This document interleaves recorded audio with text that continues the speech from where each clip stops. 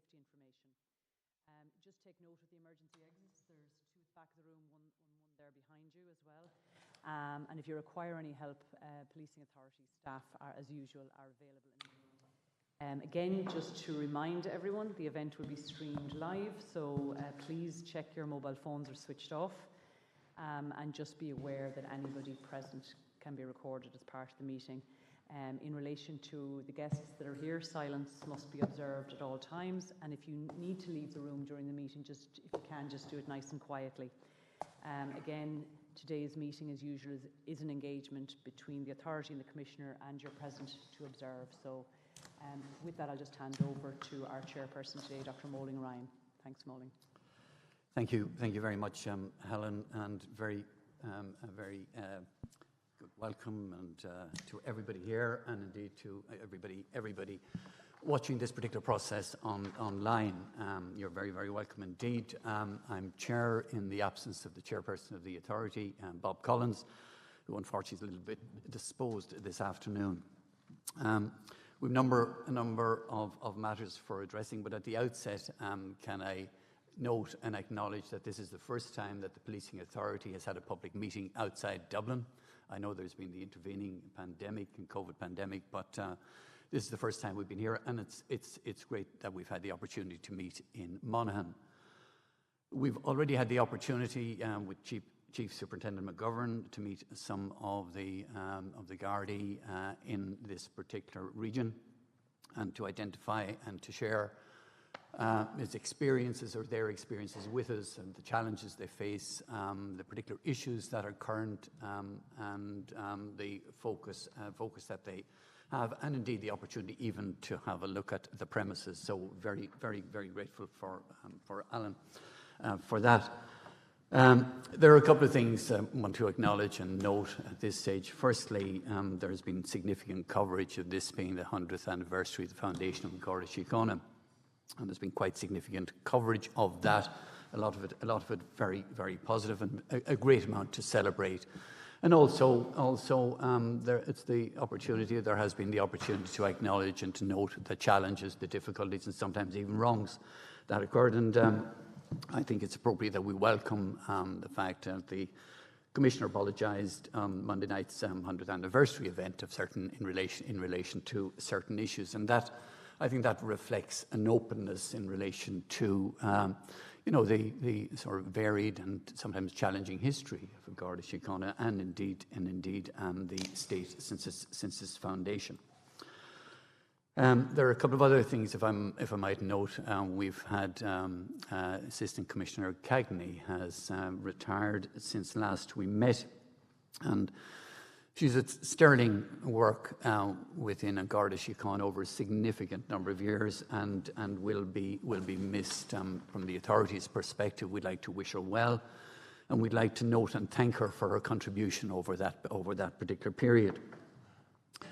We're also missing one of our own authority members. Stephen Martin has been appointed Deputy Chief Constable of the Civil Nuclear Constabulary in the UK. He's taking up positions, so we've lost, and Stephen has been a sterling member of the authority, and comes from a background which was extraordinarily beneficial and useful for the authority, and he gave unselfishly of that experience, and it certainly enhanced our capacity to be able to meet the remit of the organisation. So very welcome indeed. Now, we felt it was appropriate in discussion with the Commissioner, again in the context of us being outside Dublin for the first time, to get some sense of various issues that are relevant, challenging, pressing, supportive of this particular area of Cavan, Monaghan, and indeed what will be soon Louth, Monaghan, Cavan. And we've got Chief Superintendent McGovern with us, and Chief Superintendent McGovern will share with us in the form of a presentation a number, what he sees as the significant issues relating to this region, give us some sense of its size, its context, its challenges, the various issues, its structures, and so on. And I think that would be very useful in terms of us understanding that, and indeed our audience understanding it. We had the benefit yesterday morning, a number of authority members, of getting some elements of that presentation. But I think it would be to all our benefit to get to have the full presentation. So, if that's okay with you and with the Commissioner, if I might invite Alan to proceed with the presentation. Chair. First of all, Chair, I wish to extend a warm welcome to you all to Monaghan here today, and I'd like to thank the Commissioner for the opportunity to present. I have a small number of slides, Chair, if that's okay, which will provide a brief overview of local policing challenges, and we've broken these into Brexit, border policing and immigration. So the first slide that we have, I hope you can all see it, in the context of Brexit, it would be remiss of me not to mention. It's not the slide show isn't available, I think, at the moment, is it? We'll proceed with the presentation in the absence of the slides, if that's okay. Okay, my apologies for that. Well, I suppose in the context of Brexit, it would be remiss of me not to mention the European arrest warrant and how that has changed. So Statutory Instrument 150 of 2021 changed the wording of the Act, and that enabled us to deal with extraditions. So we now utilise the Trade and Cooperation Agreement in relation to extraditions between Ireland and the UK. This has been challenged by two people in the Supreme Court. It was dismissed last November. So in essence, Brexit has had a limited effect on us in terms of how we do our business. In fact, if anything, I would say that Brexit has enhanced the level of cooperation that we have between Síochána and the PSNI as we work together to keep communities safe on both sides of the border. Collaboration with the PSNI and our partner agencies has really been key in relation to local issues on the border. The operating model has helped us and will help us going forward in relation to building our capacity and our capability in responding to the risks associated with Brexit. And just to give you a little example of that, the Louth Cavan Monaghan Division now has its own Divisional Protective Services unit. And I know firsthand that this has had a really significant impact in relation to trust and victim confidence. We've also enhanced our public order capability, and most significantly, we have a standalone armed support unit now as well in Cavan. And that gives us greater visibility in critical areas through likes of checkpoints and intelligence-led patrols, just as an example. Border policing, I suppose, is unique. We have the same challenges every other division has with the added aspect of the border. And just to give an example of that, and I had a nice slide with this, but I'll try and talk through it. Cavan Monaghan straddles the border with counties Fermanagh, Tyrone and Armagh, and it runs for approximately 220 kilometres, covering almost half of the border with Northern Ireland, which runs for 500 kilometres between Lough Foyle, Shallow in County Donegal, and Carnforth Lough in County Louth. So it's a big area. We have unique challenges, but these are complemented by our unique relationship. We also have unique relationships with our community on both sides of the border, and this is something that we're proud of. It has been enhanced over the years by building the trust and confidence that will keep us all safe. We've listened to the community as well and their needs, and we've reopened Garda stations in areas of significant importance, I suppose, in terms of community engagement. For example, Amy Vale recently reopened, and that was made possible thanks to increased resources as we're coming out of COVID, particularly at supervisory level with a recent promotion campaign, in addition to the excellent working relationship between our OPW and our own estate management team. We've recently established a dedicated community policing unit as well in our division, and we work very closely with our partners, some of whom are here today. And we have many examples of this work. Just to give a small example, we've worked with Term and Domestic Abuse Service, Age Friendly Ireland, Choc Nadina, from a local perspective, and many other partners. We're very conscious as well, many of these partners are volunteers and they give up their own time to help us keep people safe. One of our local community management initiatives here in Monaghan is now going to be rolled out on a national level through the Office of Assistant Commissioner Hillman. We regularly participate as well in major emergency exercises, I suppose to optimise our multi-agency response. And the most recent exercise we had with our colleagues in the PSNI took place in Enniskillen in March. And in the coming weeks, we'll be conducting a joint property marking initiative as well with our colleagues in the PSNI. I suppose considering the day-to-day demands associated with border policing, collaboration, as I said, and good relationships is key with our colleagues in the PSNI, and we have some shared key objectives in keeping communities safe. And to assist us, we'll continue with our multi-agency roads policing operations, incorporating both policing jurisdictions. We'll continue to be proactive in our collaboration as well and our approach to organised crime investigations, which have resulted in recent very successful convictions. We'll provide continued support in respect of legacy investigations and also continue with our high level of cooperation through our cross-border joint agency task force. The next couple of slides really were in relation to trends, and so I'm just going to briefly touch on it because I suppose a picture paints 1,000 words, and it was a graph. But really, I suppose this was in relation to our analyst service, who we utilise to help us with our challenges on the border. And just to give an example, one of the slides is in relation to burglary trends, and surprisingly, a lot of burglaries take place through the front door, with doors unlocked, for example, and that is something we would utilise, I suppose, those trends in relation to crime prevention advice. Particularly coming into the summer months, we have a lot of burglaries during the summer months. Thankfully, we're not at pre-COVID levels in relation to trends. In fact, we're nowhere near that at the moment. But again, we will utilise the assistance of our analyst service to get that message out there in relation to awareness about people's safety in relation to securing their homes. Finally then, in relation to the area of immigration, any area, I suppose, which has 154 border crossing points with another jurisdiction will have immigration concerns. Many of those border crossing points are not open to vehicular traffic. However, they did feature prominently in various operations such as foot and mouth and the BSE crisis. Our checks, they're pre-planned and conducted by Roads Policing Unit to facilitate the safe stoppage of vehicles. Our main priority here is the safety of everybody, and we use weighbridges regularly to stop buses, for example, to ensure the safety of personnel and bus occupants. Checks may be intelligence-led or spontaneous, depending on the circumstances. There's only one train line running through County Louth, with checks conducted in Dundalk at the first entry point into the jurisdiction from Northern Ireland. Similar checks are conducted largely on the M1, where the main artery entering jurisdiction is from the A1 in Northern Ireland. Our immigration officers then work closely in collaboration with personnel operating buses and trains in the area and carry out joint operations with our national unit and the Garda National Immigration Bureau. Significant cooperation between our national unit and our local unit, who engage in joint immigration operations as well as training. And we also have responsibility for ports of Queenor, Dundalk and Drogheda.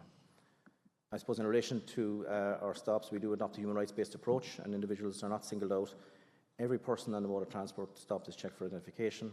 Immigration officers clearly identify themselves to all passengers, and we do really have high levels of compliance for members of the public in terms of presenting identification. All of our immigration personnel have completed training in the Garda Code of Ethics, the Garda Decision-Making Model. Some have qualified at university level in policing and human rights training. And we're hoping to roll that out to more of them going into the future. And our immigration officers have also received training from the National Unit, the UK Border Agency and our Water Unit. And my filing slide would have been to conclude and to thank our communities on both sides of the border for their trust, patience and collaboration with us, and if there were any questions. Thank you. Thank you very much indeed, Alan. My apologies for the technical challenges or difficulties that we faced and didn't have those slides, and indeed which you had prepared. My sincere apologies. Now, a number of the areas that you mentioned will come up during the course of some of the areas we're dealing with, and we will have the opportunity to raise some questions which the Commissioner may wish to ask you to respond to based on the extent of your knowledge. But in the meantime, we might move along. What I'm a little bit remiss in doing was one to acknowledge the presence of Assistant Commissioner John O'Driscoll. And John retires towards the end of next month, and the reason I hadn't mentioned at the outset is because we'll have another meeting in June, and I had anticipated that he might be with us, but I understand that he may not. So I would like, on behalf of the authority, to acknowledge the extraordinary career and extraordinary commitment that John O'Driscoll has given to the Garda Síochána and to public life and to community. Many of us will have seen his most sort of recent engagement in relation to drug trafficking gangs, and the extent of his success built on painstaking work and building up extensive contacts in other jurisdictions. And I think the success that was enjoyed there is reflective of the quality of his input throughout his entire career. He's been an extraordinary boon to Garda Síochána. I think the Irish population has benefited enormously from his diligence and commitment and capacity within Garda Síochána. We in the authority have had the benefit of your attendance, John, for the last 6.5 years. The depth of your knowledge, the depth of your insight, the depth of your contribution and commitment was so evident to all of us. I'd like to acknowledge it. I'd like to thank you, and I'd like to wish you well in the future. Really, really impressive. Thank you so much. So I'm moving on. We're dealing with the issue, and much of the focus will be at a local and regional level for some of the issues we'll be addressing here. And our first item on the agenda is safeguarding vulnerability at a local level. And I think there is a value that we're meeting in an area which has significant rural population. And we're conscious of the fact that there's an element of uniqueness and difference and distinction between policing in an urban environment and policing in a local and in a rural environment, and the particular challenges and various issues associated with that. So, if I might ask Debbie to lead out on that, please.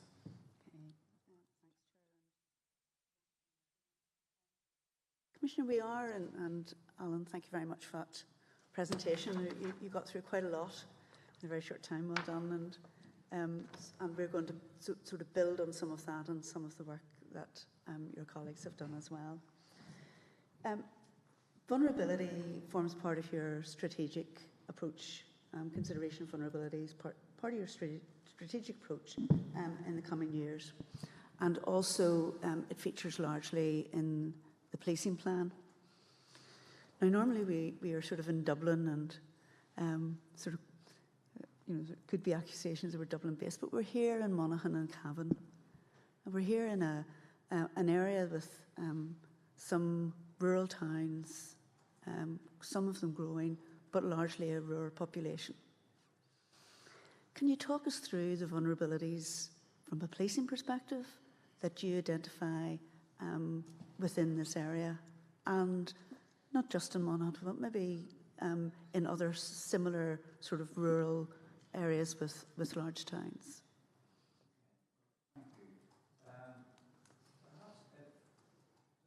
Alan, first, just for the local piece in respect of the protective services work, and then maybe to John and then more of the national picture as it would be in respect of rural communities. So if I might turn to Alan and then John, please. Thank you. Thanks, Commissioner. Thank you, Chair. I suppose a recent development of our Divisional Protective Services Unit has been a huge benefit. And I suppose we have an increase in I suppose, complaints made to the unit. And I suppose that shows the trust that has been built up in the unit, that people now can come forward and they know that they will be listened to, and that there's somebody there, I suppose, that are specially dedicated to their needs. And in relation to, I suppose, in relation to vulnerabilities in other areas, we work very, very closely with our partners. As I was saying, in relation to maybe Age Friendly Ireland, we rolled out an initiative on February 14th with Age Friendly Ireland and the Assistant Commissioner, the Head of Community Engagement, and that is something now that's going to be rolled out on a national level. We work very closely as well with our colleagues in the PSNI and in the business community as well, which is very important. We take feedback, we listen to feedback from the needs of the community. We do a lot of work as well with Chairman, Domestic Abuse Service, and I know that they're represented here today. And also, of course, through our JPCs. A lot of issues are highlighted through the JPCs, and we have a great working relationship in Cavan, Monaghan and Louth with our JPC groups. John, sorry, maybe before John comes in, Alan, can you say something a little bit about, some of the particular vulnerabilities in the community, which would be probably similar to others, such as, sexual violence, domestic abuse. I know John will touch on maybe the drugs and organised crime bit, but can you say something specific around what you do in relation and response to those, particularly as they affect smaller communities, disadvantaged communities and families? Thanks, Alan. Okay, sorry. First of all, in relation to drugs, we have the Garda National Drugs and Organised Crime Bureau that clearly is engaged at an international level in dealing with drugs-related issues and prevents large quantities of drugs ever reaching the streets of even the most remote places within Ireland. But also, as the Assistant Commissioner in Organised and Serious Crime, I sit on the National Drugs Oversight Group monitoring implementation of the National Drugs Strategy. And there was a recent midterm review of that National Drugs Strategy in the course of which 6 priority areas were identified, and the first one of which is strengthening the prevention of drug and alcohol use among children and young people. And drug use is a problem that we have experienced in urban areas for many years, but those types of drugs that were not problematic in the more rural areas have now featured, and that certainly is a problem that requires constant attention.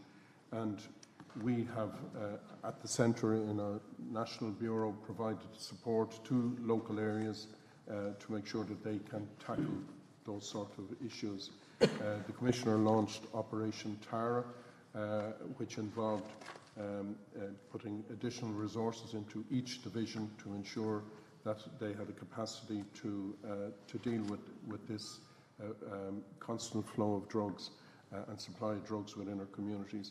But also there is the growing issue of drug-related intimidation, and that is a matter which receives considerable attention at the centre within the Drugs and Organised Crime Bureau, where we coordinate a situation where we have an inspector appointed within each division throughout the country who deals with any issues relating to drug intimidation that are brought to the notice of the Garda Síochána.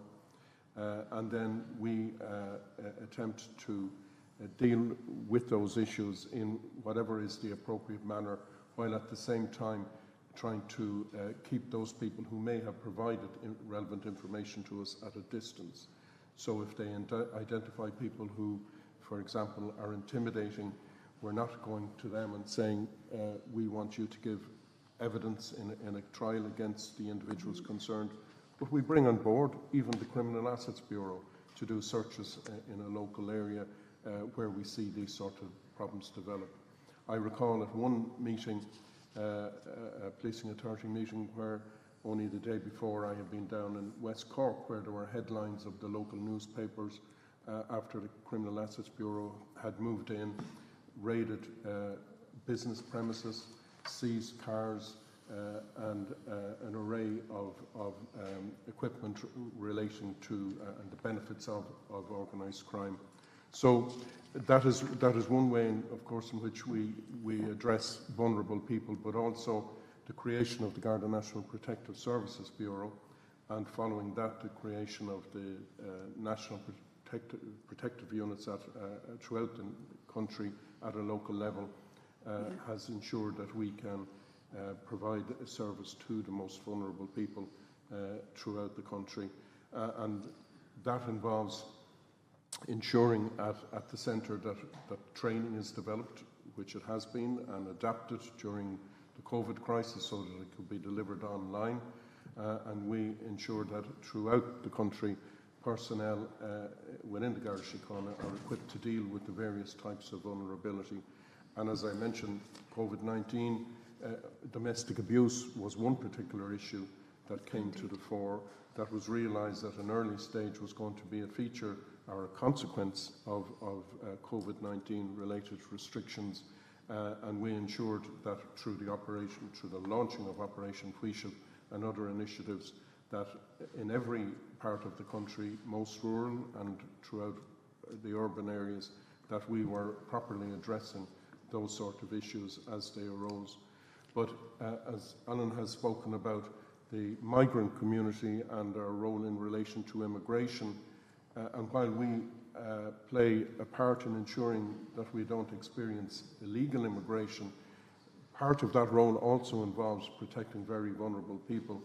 Because in the northern region in 1996, a person arrived at the most remote airport in this country, possibly in Donegal, and was arrested subsequently in Dublin by the Garda National Immigration Bureau, having been found to be one of the most prolific child traffickers in Europe.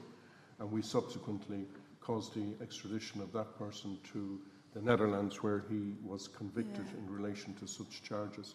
So we try and prevent human trafficking, the smuggling of unaccompanied minors, and a whole range of vulnerabilities associated with the migrant community, as well as the more established communities throughout the country. And I suppose that vulnerabilities don't come in silos.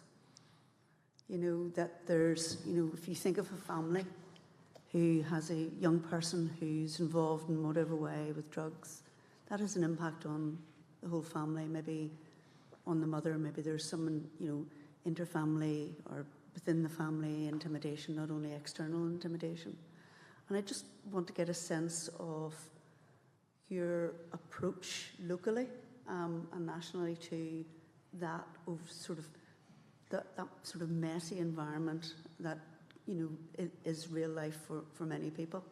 And, you know, we talk about strategies and a lot here, but what does it matter? You know, what difference does it make to a family whose young person is involved in drugs, who's then intimidates or the mother or the father to, you know, supply, you know, for the money to supply drugs and so on.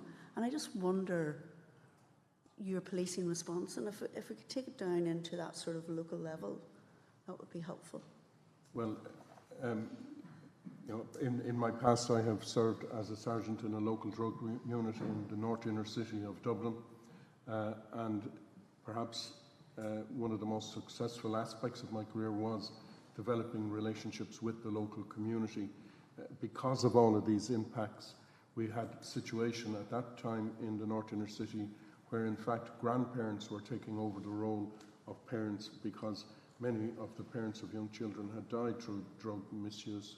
I think this is where it is critical that the Garda Síochána develops those sort of relationships with other agencies of state, so that it is, you know, we cannot solve many of the problems that arise.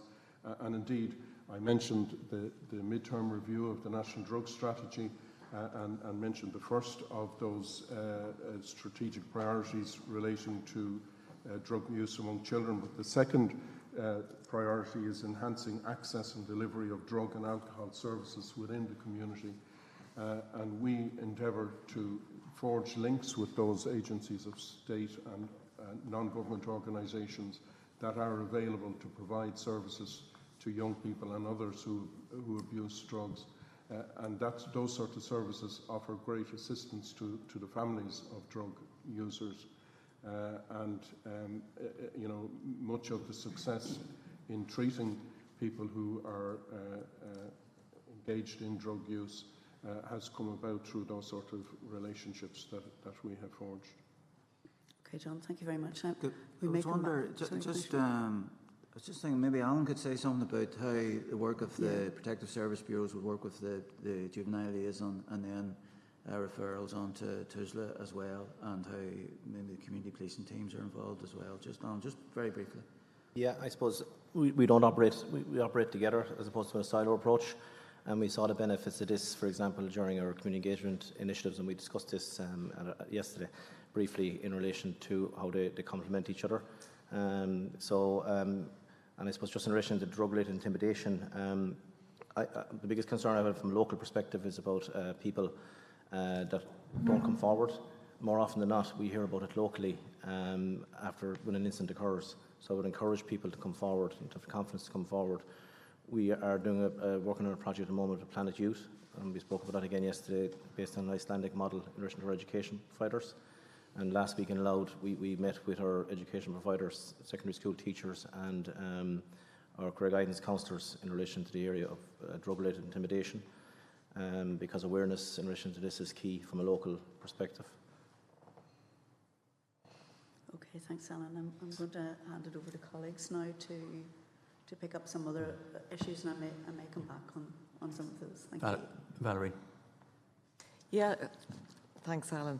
And thanks for welcoming us to Monaghan. It's lovely to be here, lovely part of the country. And it was my colleagues visited the station yesterday. I had to miss it personally, I'm afraid, but they got a very warm welcome, and I think it's just really good to get out and meet everybody who's delivering excellent service on the ground. I'm interested in roads policing, and I note that nationally and sadly, nationally, road deaths have increased again this year over last year. And I note that the counties of Cavan and Monaghan are kind of regularly overrepresented in road collisions, road deaths and serious injuries relative to the national picture. And obviously each and every one of these is a tragedy, and all our sympathies go to the families affected. I'm wondering, are there particular issues in a border area, and what challenges do you have in this area that mightn't be faced in other areas, and what can you do, what can you do about that? I suppose road policing issues aren't unique to the border, unfortunately. And I suppose we work very closely again with our colleagues in the PSNI in relation to cross-border road policing initiatives. With our JPCs as well, we now mandatorily record LA16s, which relates to serious collisions or road traffic fatalities, where we look at maybe potential for road improvements, where we can work together, in particular hotspots or areas where there are a number of collisions. And I suppose what we have developed recently in the local area here for bank holiday weekends is we increase the number of we put a road safety operation in place for every bank holiday weekend, and in key areas as well. But I suppose the issues that we have in the border are overcome by our collaboration with our partners and colleagues in the PSNI, where we use cross-border policing operations. I'm kind of thinking of incidences where in other parts of the country there might be what we might call joyriding and that kind of incident. Is there an issue if there's a cross-border element to this? How do you cooperate practically on the ground? Again, I suppose we're no different to any other division or area in relation to that type of behaviour. And again, I suppose it's about driver awareness and making people aware of the dangers of what they're doing, and the effect it can have on themselves and indeed on other road users. But I wouldn't say it is a particular problem here when compared to other divisions or other areas, for example. And can your members pursue across the border? How exactly does that work? No, well, we wouldn't, and this was an Article 2 situation where there's a life in danger, but no, we wouldn't, not for a matter like that, no. Okay, yeah. Do you think that does make a difference, say, compared to other counties? Is there an issue there? Well, I suppose it is into another jurisdiction, so obviously it's going to have an effect. But again, I suppose the development of our relationships with our colleagues has helped. Yeah. But of course, it's always going to be a challenge, an added challenge. And apart from the cross-border issues and issues of pursuit and that, we know from other meetings that, and again, there've been delays in training due to COVID and other aspects. How is your region in terms of driving qualifications among Gardaí? Yeah, training, as you said, has been affected. Every organisation in the country has been affected by COVID. Yeah. Unfortunately, and training now is coming back on stream, thankfully. So, and we have been included with the other divisions in relation to training. So, I mean, we obviously welcome more training. Yeah. But we've been affected the same as any other organisation or any other area as a result of COVID. So you're affected by that backlog in driver training, but is it moving for you at this stage? It's starting to move, which is a good sign. Yeah. Okay. Yeah. Okay. Well, thank you very much for that. Thank you. I suppose one of the issues in relation to local policing is the age profile and potential vulnerability of significant elements of the population. All the evidence suggests that the age profile is higher in rural communities. A greater number of people live alone. There's a sense of vulnerability very often in rural communities. Whether, in fact, the statistics support that or not, I'm not quite sure. But I'd be interested in terms of your sharing with us the type of initiatives that you've taken or are taking to address that issue or sense of vulnerability, and to ensure that people either protect themselves or have sort of ready access in the event of something happening, particularly in terms of their ability to engage comfortably, their absence of technology, all the other issues which are not untypical of that profile. I suppose one of the initiatives we have many initiatives. One of them there was in relation to Age Friendly Ireland, where we met the Chief Executive Officer and our Assistant Commissioner with responsibility for road policing community engagement. And I suppose what we wanted to do was reach out to our vulnerability. We're conscious of rural areas, particularly on the border, and that was an area where we brought our I suppose our partner agencies out with us, and we devised a fridge magnet, which the authority have seen yesterday, and I suppose on that magnet we have my air code, my next of kin, my local Garda, and I suppose really the initiative was based around getting our community engagement people out into the homes of the vulnerable people and older persons. And I mean, I suppose, look, what had happened, I suppose, at a time where there was a number of aggravated burglaries at the time in Sligo and Cork, and I suppose one of the main aspects for us was reassurance, to provide public reassurance that we are there, also to provide crime prevention awareness advice to people who may be vulnerable and living on their own. And I suppose we followed that up with feedback. We went out and did checks after to saw how they felt the initiative, and based on that then we liaised with Assistant Commissioner Hillman's office, and we're looking to roll this out, this initiative out now on a national level. Okay. And have you seen evidence you mentioned in terms of the issue of burglaries and the post-COVID moving back to what was the pandemic levels in terms of crimes against more vulnerable people? Is it a significant issue in your region? Is it a particularly challenging area, or have the initiatives that you put in place taken effect and had impact? They have taken effect, and I suppose we're nowhere near pre-COVID levels, thankfully, and hopefully we can keep them below those levels. I suppose one of the initiatives as well, and I spoke about it yesterday in relation to getting our young people involved in helping the older persons or vulnerable people, and one of those initiatives involved for transition year students in second level education making Christmas cards for elderly in care homes, and third level students making mince pie packages. And I remember I spoke to you yesterday in relation to presenting a 90-year-old man with a Christmas card, and he broke down in tears, and it was the first card he got in 3 years. He'd nobody, and a strange person would make this card from a young person. We fed that back to the transition year student to show them that I suppose the effect that they can have. They're taking social responsibility, even in a pandemic. You know, so I suppose we're adopting that partnership-based approach. Great, thanks for that. Elaine? Yes, just wondering if you have any concerns about gaps in training that guards may have when it comes to an understanding around orders in relation to domestic violence, whether they be civil or criminal, and what would constitute a breach of these orders.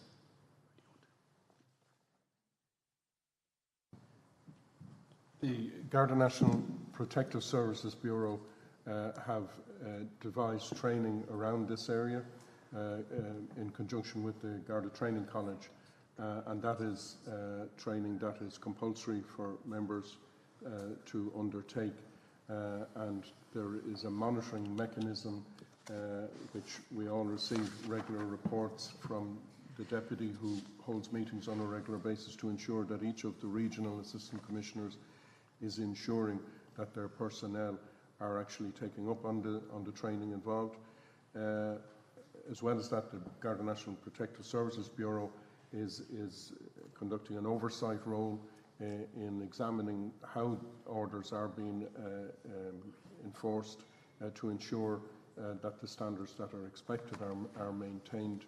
And it is an area that was identified as requiring attention, and that attention has been afforded to it, and we see the benefits through various phases of Operation Fuishiv, where operational orders are issued which gives specific instruction about the implementation of orders of that nature, and from the perspective that we wish to ensure that they are all implemented in the manner intended and the manner in which the training dictates.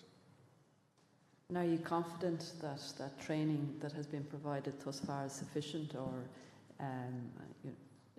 are you confident that, you know, if someone goes into a Garda station who has issues around domestic violence, that there is adequate understanding at the other side of that counter about what those orders are and how what constitutes a breach of those orders. Well, what we're confident of is that the training that has developed, if taken up and if implemented in the way intended, that it will provide the results required. But because, unfortunately, there will from time to time be people who may not adhere to the required standards, we then have the benefit of the Protective Services Bureau monitoring any trends that may develop, which would potentially indicate that the orders are not being implemented in the way intended. And through the various phases of Operation Fuiship, I think we've had maybe 6 phases where issues have been identified, including the implementation of orders. They get specific attention within the operational order attaching to the particular phase. So through that ongoing monitoring, in addition to the Deputy Commissioner's regular oversight with her senior officers, where she will ensure that the training is actually being taken up through all of those initiatives, I think it gives us gives rise to an expectation that there will be significant improvement in the manner in which domestic violence-related issues are addressed by the Garda Síochána. I think in the last couple of years, it's very obvious how seriously domestic violence is taken by the Guards, and through the courts we've seen these issues very much to the forefront than they were previously. Are you satisfied that there's adequate understanding of the Guards when it comes to issues such as coercive control and abuse? Of course, the legislation relating to coercive control is relatively new, and in fact, one of my most recent conversations in the last 48 hours with the Garda National Protective Services Bureau, and indeed the Garda National Bureau of Criminal Investigation, relates to additional charges that have now been directed by the DPP relating to that particular offence. So there is a growing number of offences, and there is nothing better than other members seeing the legislation being utilised and seeing how it is prosecuted in the courts to give confidence that they too can bring such cases to a successful conclusion. So there is a growing number of prosecutions of that nature, and that is certainly reflecting well in terms of how members are understanding the nature of the criminality involved and the very serious nature of it. When I attend a meeting, usually online with the Deputy every week, one of the first issues that I will usually address is domestic abuse, because our analysis section produces a report where I can monitor the extent of or any change in trends. For example, in recent weeks, we see a very significant increase in the number of incidents being reported post-COVID. We suspect that is because of, in fact, the very positive way in which the Garda Síochána is addressing these issues, that people now have more confidence in us and have an expectation that when they report issues of this nature, that they will be addressed in an impactful way. In your long career, Assistant Commissioner, you have seen, no doubt, a cultural change towards domestic violence and attitudes towards it within the policing service and within wider society. As you come to the end of your distinguished career, is there a message you would like to give to victims of domestic violence? Well, I think the message is that we are here to look after your welfare, and we are changing our practices wherever we see there are weaknesses. And of course, it's not just the Garda Síochána that can bring that about. The new victim-related legislation, of relatively recent victim-related legislation, updating in domestic abuse-related legislation. All of this gives us the tools to ensure that we can operate in the manner intended. I think at one recent meeting with some of your colleagues, I spoke about a very early time in my career where I had prosecuted somebody in inner city Dublin in relation to a domestic incident and brought that person before a district judge, District Justice Katsounoris, who had a keen interest in this area and gave me a grilling in terms of ensuring that when this woman expressed an intention that the prosecution would be withdrawn, that I had done everything to ensure that she was not doing that through some form of intimidation. And that gave me a great understanding at an early part of my career about the serious nature of the issue and how it should be implemented. But the problem was, I was one of a two-man car crew that had a list of 20 more calls to deal with after that lady, or numerous calls, and you had to fit that process and dealing with that victim into that scenario.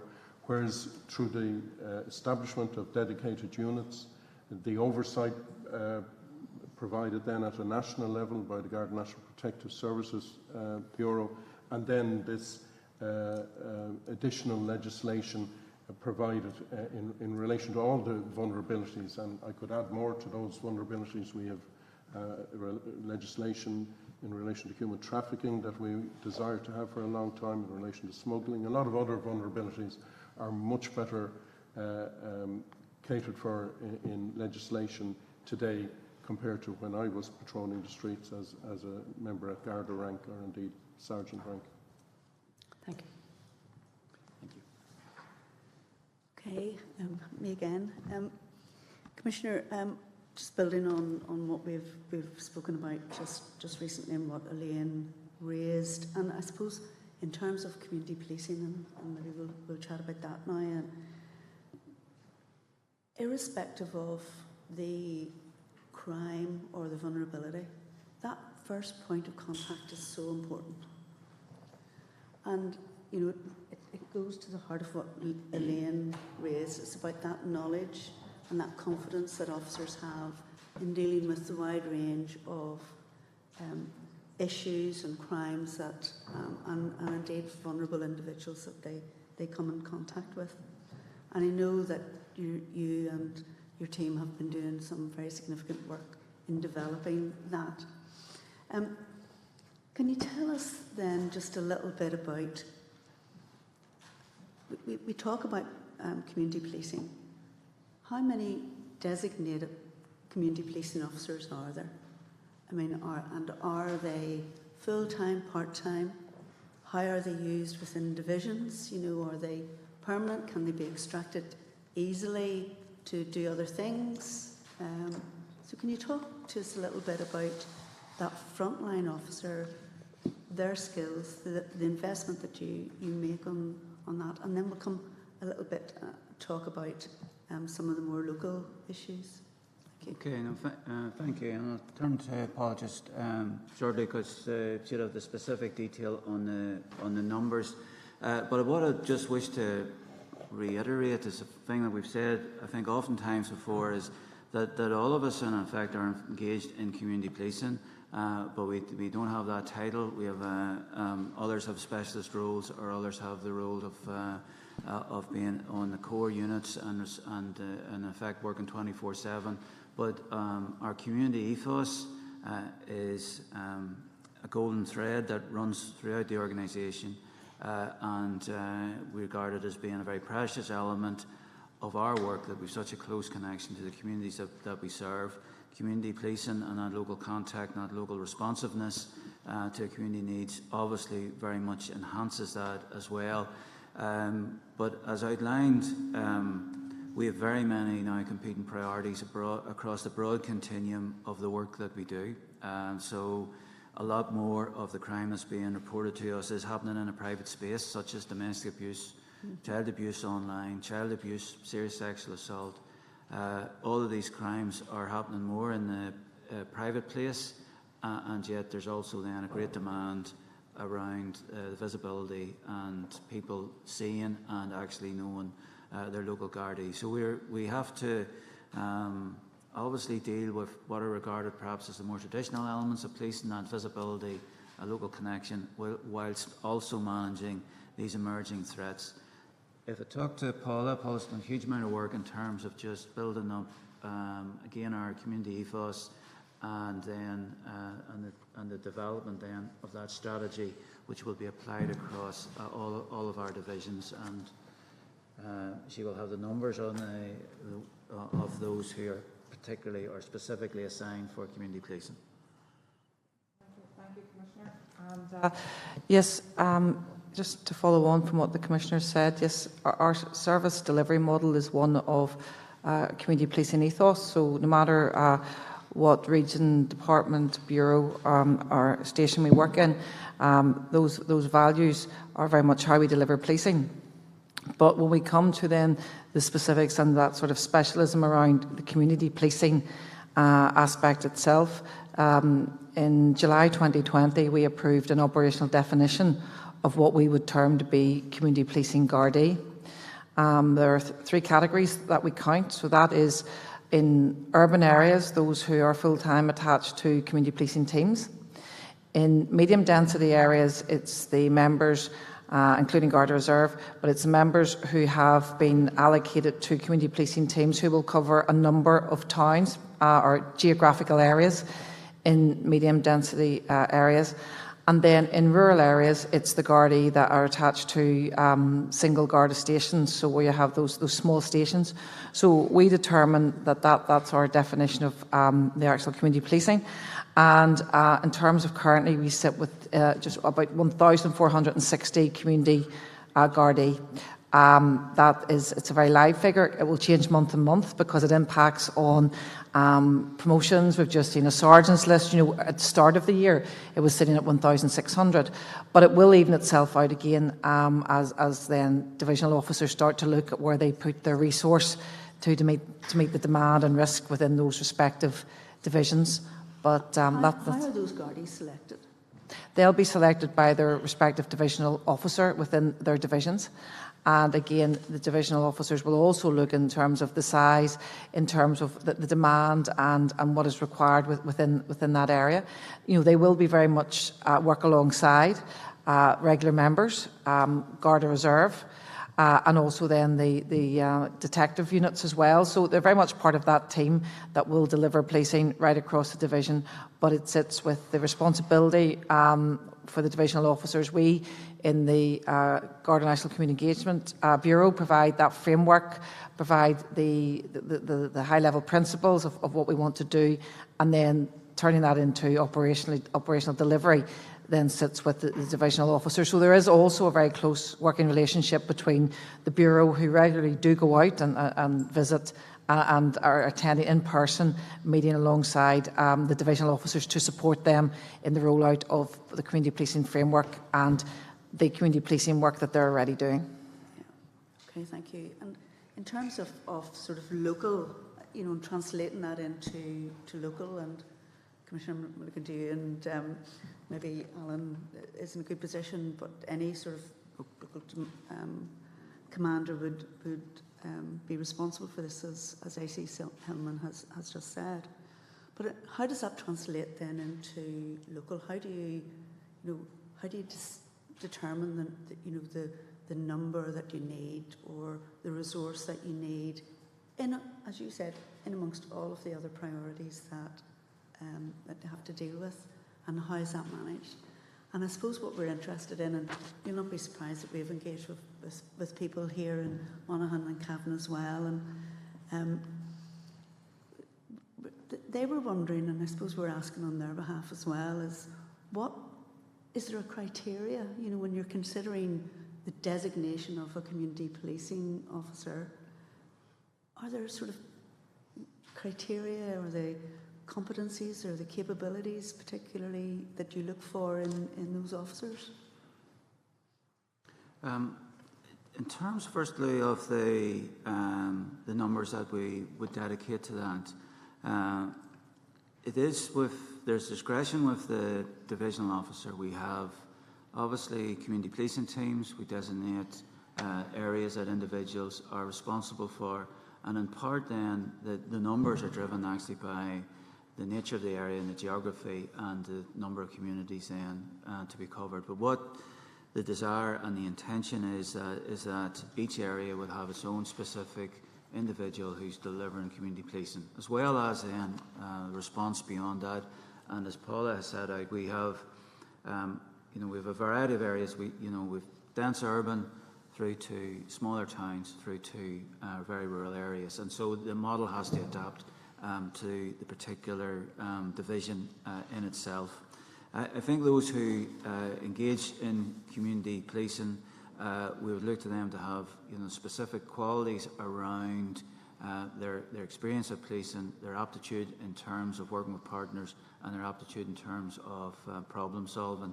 And as time goes on, particularly as we move more into the community safety realm, and then we'll be mandated then in new structures to work closely with other partners around solving more deep-seated problems around quality of life issues, then we'll have in effect then a better job description of the specific qualities that we'll need. But certainly we'll be looking towards people's skills to engage with others.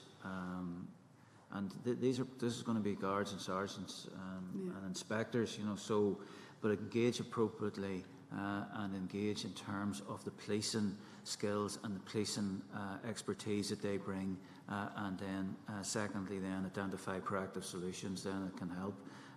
But we do recognise, particularly when we move into the area of community safety and a lot of the quality of life issues, other agencies have more levers to pull than us that can make a difference in a local area. So it is a good opportunity. I think we're well placed in terms of responding to that. But again, with COVID, our numbers have pretty much been treading water now for about 2 years. Just the numbers that we could bring into train.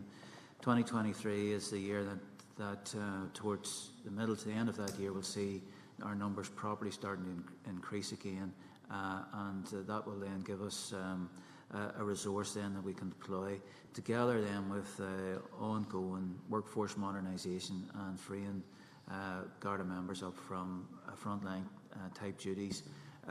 So there's two elements at play there in terms of just the operational scope of the organisation, but we've made a start, but it's been in a difficult time, and really into 2023 we have to consolidate on that. Okay, thanks, Commissioner. And I suppose you've created a nice segue into my next sort of area of questions around interagency working. Right. And we've heard from Alan the work that goes on at a local level both today, and some of us had the pleasure of having a briefing from him and his team yesterday. And there's significant sort of partnership working and collaboration.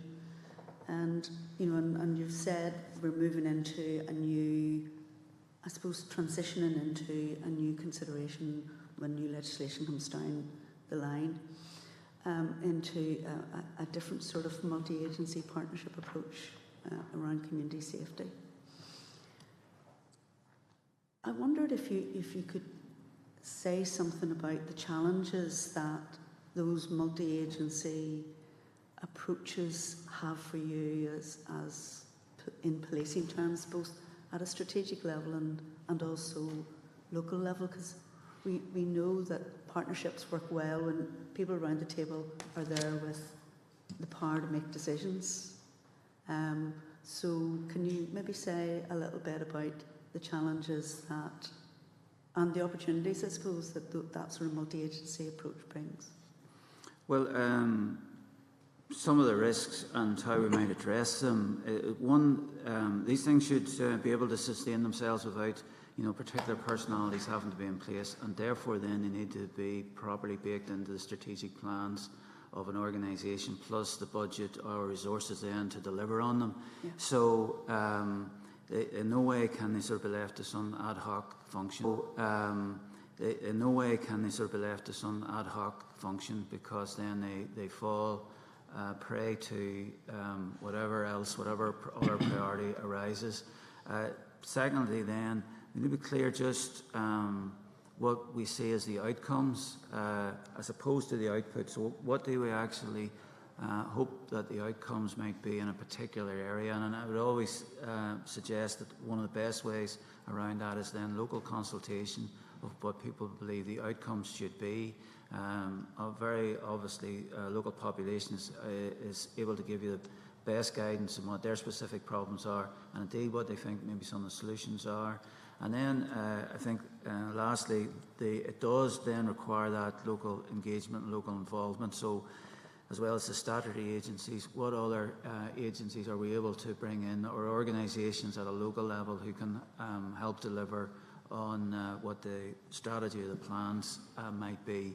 And very often local organisations can really make the euro stretch in a far more innovative way in terms of what they can do than a statutory agency might be able to do. So there is also then a piece about what additional funding there is for specific projects, etc., that might divert young people or might give some further outlet.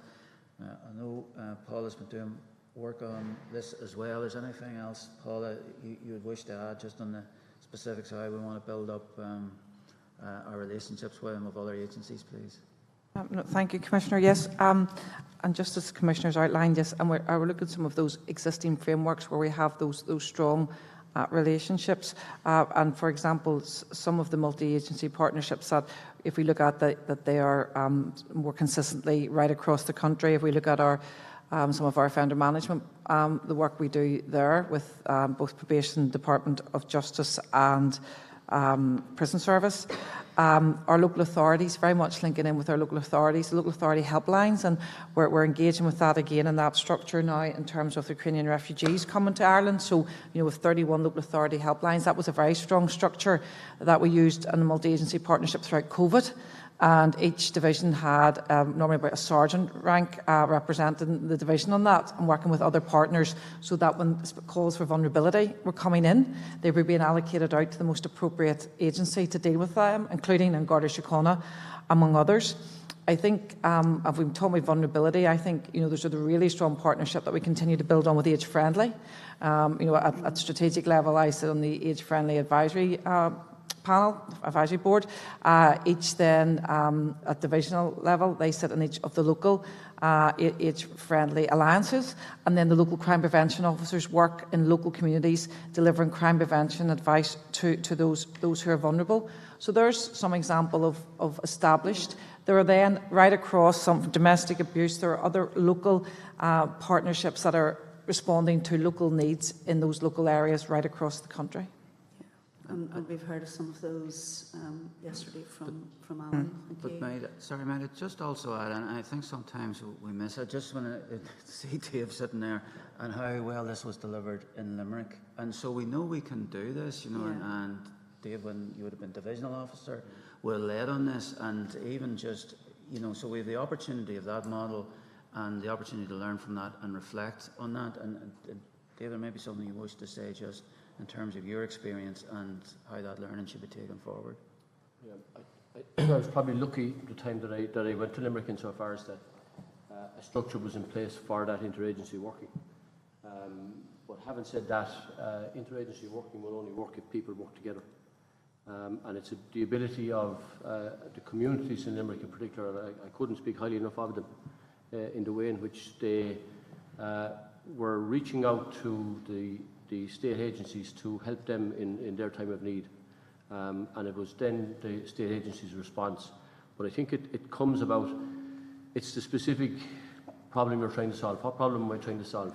And once you start understanding the problem you're trying to solve, then you understand what are the key stakeholders that you need to have at the table with a view to making sure that it works. And certainly in my case, my key stakeholders were obviously the agencies, but apart from that, it was groupings within the community then to go out and talk to them and understand their problem and then to work with them, gain their confidence. And once you get their confidence and trust, the whole thing started to unravel in the context of some of the criminality and the serious criminality that was happening. But I do go back to your point, Chair, in respect of it, that one of the key aspects of the element was the interaction between the community guards on one side doing their piece of work and dealing with the communities versus the detectives then on the other side of the house who were doing the clean-up and the criminal investigations that were going on. So it's in flux and in balance the whole time to try go, but I couldn't speak highly enough of the importance and the significance of interagency working at that level, particularly in places like Limerick. And that's good to hear. And what's heartening to hear is the role that civil society organisations as well play. You know, whilst they may not be able to bring sort of financial resources to the table, they can bring a lot of local knowledge and advice and wisdom, I guess, to the table as well. Chair, if I have just one more question. Yeah, thank you. And it's we've touched a little bit on domestic abuse, and one of the we've heard not only here but elsewhere, and we've had these conversations before about the range of domestic abuse. But one of the difficult areas is if the alleged perpetrator is a Garda officer. Can you talk to us a little bit about what happens? You know, and we've spoken about this relatively recently, I think, but if you could just give us an update on what happens, you know, when it goes to GSOC, if it goes to GSOC, and your role, and you know, because there are, you know, it's difficult enough. You know, let's say the victim is a woman. Yeah. It's difficult enough for a woman to get to the stage of going to the police in the first place. But if her partner is an officer, then there are a whole range of different barriers that she experiences. So maybe you could talk us through that process and provide some reassurance as well. Thank you. Thank you, Sean. Thank you. No, you're right, and it's very challenging, particularly in environments like the one we're in today, just because everybody knows each other, right? So we recognize that, and certainly we work with GSOC on these cases. It's their determination of whether they keep it or not, and they do that based on a high-risk basis, so oftentimes they do. When they don't keep it, I can tell you that we work to have investigators assigned who are at arm's length. So you might have a chief from another area oversee that investigation, as an example. There's also the process of getting support for victims in this situation. We're very fortunate that we have supports internally, and I say that because sometimes the victim, and we also have to recognize this, is you know, someone who works for Garda Síochána. We recently put out an email. The Commissioner put out the email, and I believe it was actually your first email ever to everybody in the organization. Is that correct? Yeah. So the first email that went to every single member of the organization, giving reassurance, both that these will be taken with the utmost seriousness, and they are, and also encouraging victims to come forward in these circumstances, because we want to deal with it. We want to take it seriously, and to have that assurance, not just for community, but the community reflects us, right, and all of our members as well internally. So there's that piece. We also work on seeing if we can get ahead of these things. So, for example, with domestic violence orders, you're required to report it if you are a member of Garda Síochána. My apologies, when I use the term member, it doesn't matter whether you're sworn or not. We've done a review, which is ongoing at this time, to determine if members have potentially been charged and not reported. And in cases where that may be the case, a misconduct investigation commences, even just in the reporting piece, because it still would have been looked at locally. But it's very important that we know about it, and so that we can work, again, with the arm's length investigation, as well as with GSOC from a risk basis. So, thank you. Okay, thank you. Thanks, Chair. Thank you, Debbie. And Valerie has a question or two just to bring this particular sector to a close. Thanks, Chair.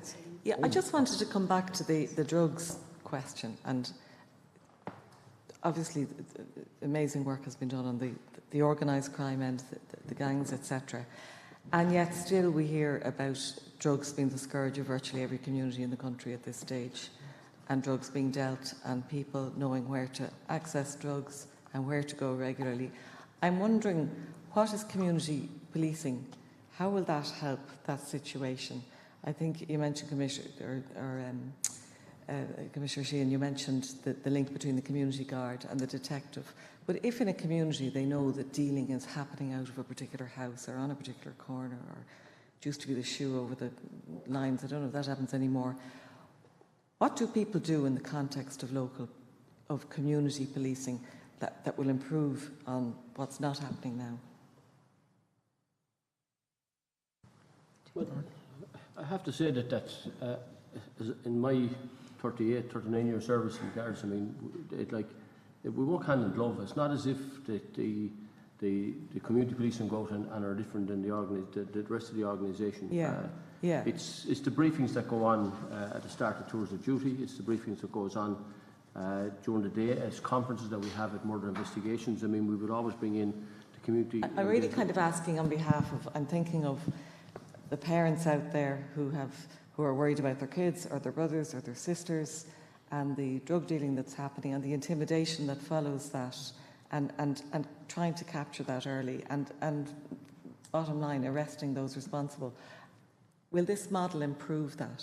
Because I know, obviously it's not total anarchy out there, but to improve and to close the gap on what we all know needs to be improved upon. Yeah, well, I would point to Optara, which is a local operation. Now, it has a national name and it has a national spread, but it is very much a local operation, and it is aimed towards the local Mr. Big.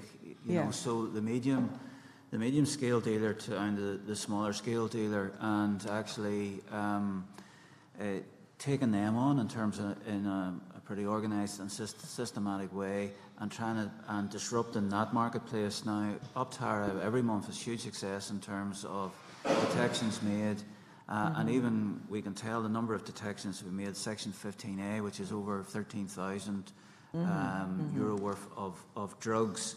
The number of detections we are making in that area has increased very substantially in terms of our referrals into FSI for analysis of that. So we know we're making a bigger impact in that area. Overall, our seizures are down, but that's because the single deal, double deals, type seizures. Well, I'm really bringing it back to the person who's being intimidated, or the grandmother who's been, demanding payment, that level, and there must be extraordinary fear out there. So, what can the community policing model do to make people feel safer, as you keep saying, and to gain that trust that people will report? Well, we understand the fear, and secondly, then difficulty that creates in terms of reporting matters to Garda Síochána. But you can be assured of confidentiality in your dealings with Garda Síochána, in terms of providing information or raising concerns, etc. Or indeed, then there's Crime Stoppers as well, which we don't have a direct connection to. Crime Stoppers provide the information on to us, and that information is very essential. That makes a difference for us in terms of the operations then we can mount, and the actions that we can take. There is a multi-agency element as well in respect of this. That's been illustrated there in Finglas in terms of dealing or eradicating the presence of actual dealing houses, which had been vacant premises that in effect had been taken over by various gangs. And we've had a lot of success in terms of returning those to proper use and excluding those gangs from that. So that's the type, but we need to be working with the local authority to be successful in that. But that active police work, in effect, is what community policing should actually be about as well. It's they that should be seeking then the assistance of other agencies, but the assistance then of their direct colleagues, be it detectives or indeed be it as far up as the national units as well, to deal with an issue. So I think we're well placed for that. Now, the specific issue around drugs intimidation, I suppose there's no offence of drugs intimidation, but we do have a lot of detections in respect of people who we believe are actually either on the way to commit offences and they're caught actually with offensive weapons or whatever it might be, or detections afterwards for damage, etc. Now, we've had a whole range of these incidents lately. They're all under active investigation. We do carry out very rigorous investigation in terms of trying to track down information, be it CCTV, be it automatic number plate recognition, such as exists. But we do take these seriously, and they are regarded as a major crime investigation. Yeah, I think it's important that the public are reminded of this continually. Like, you've mentioned Crime Stoppers, and sometimes I think at these meetings we assume that everybody knows about Crime Stoppers, everybody will report, and it's not necessarily the case. No. So, so I'm hearing you repeat the message, encouraging people. Yeah. Thank you very much. Thank you, Valerie. Two very, very brief questions, just to bring the session to a close. Paul, you've one on drugs. Yeah, just to follow on that discussion, Commissioner, we would have received reports in the media. I think we've discussed this before, and you touched on it there about sort of open dealing from certain properties in various parts of the country. Now, predominantly you hear about that in the context of Dublin, but in consulting with stakeholders in this part of the country as well, we've heard that the drugs problem is nowhere near as endemic, but that there is low-level dealing in certain estates and at certain identified addresses. Are there ever circumstances in which the Gardaí would accept a sort of low level of dealing? I mean, it's hard to envisage, for instance, that if low-level dealing was taking place in the centre of Monaghan or in a sort of salubrious area in Dublin, that the Gardaí wouldn't intervene pretty quickly. Is there ever are there ever circumstances in which sort of there's an acceptable level of dealing in certain areas? No, there is, and totally would refute that would be in any way like a policy written or unwritten. Like we would just have no tolerance for dealing on the streets.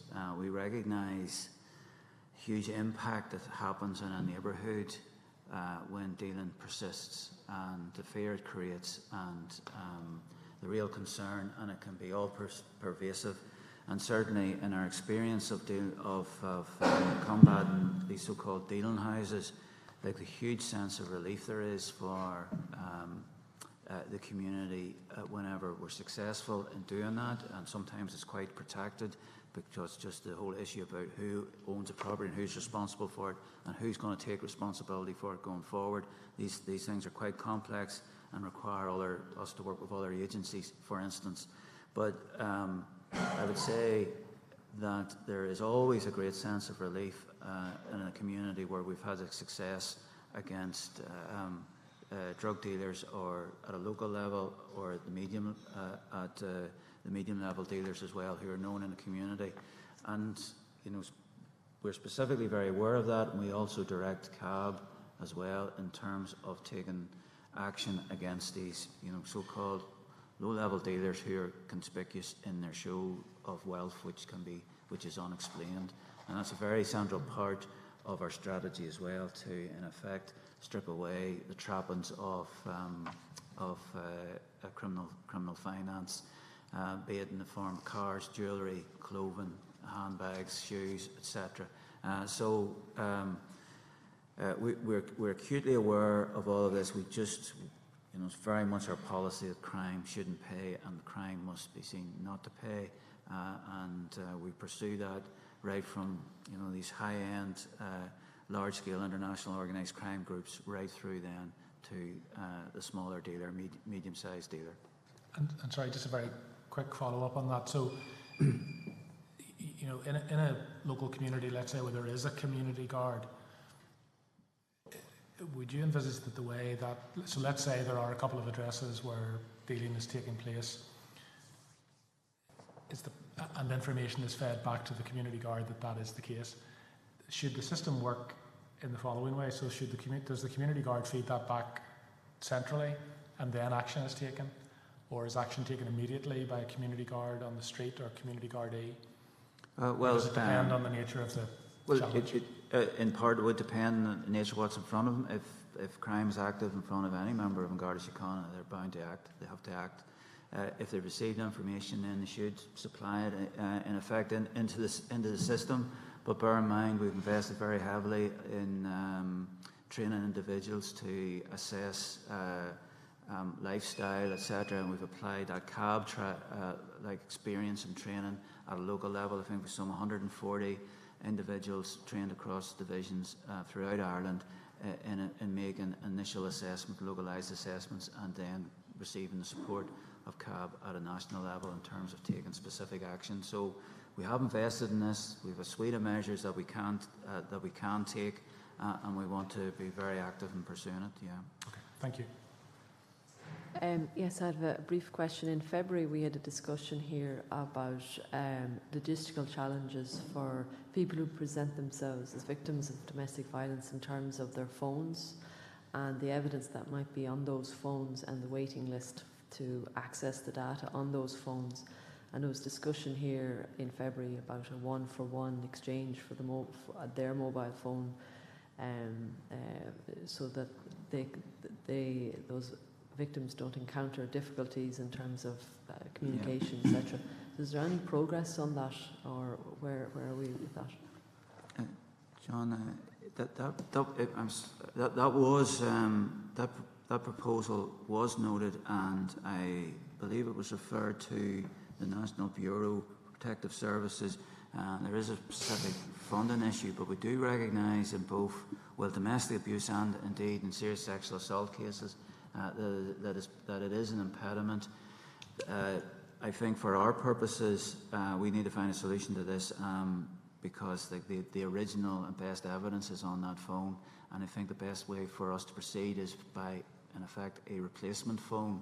I know other jurisdictions, in effect, take a full sort of like electronic snapshot of the phone. I'm not sure that we would be. Well, I'm actually certain that wouldn't be sufficient for our purposes. So I know that was referred, John. I don't know if I haven't seen an update. No, and it impacts on a whole range of crimes. There are very few investigations now where we don't seize phones, and it's a very protracted process, as the Commissioner has explained.